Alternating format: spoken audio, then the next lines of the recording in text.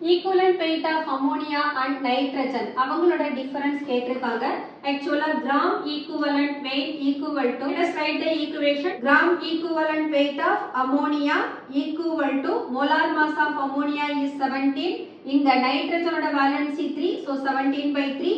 This is equal to E1. Then gram equivalent weight of nitrogen. The molar mass of nitrogen is 28 divided by இதோட valency பார்த்தோம்னா nitrogen 0 ல இருந்து -3 ஆ போகுது. So ஒரு nitrogen it has gained 3 electron. அப்ப 2 nitrogen Rabbo that has gained 2 3s are 6 electron. அப்ப valency is 6. This is equal to E2. Now E1 minus E2 equal to 17 by 3 minus 28 by 6.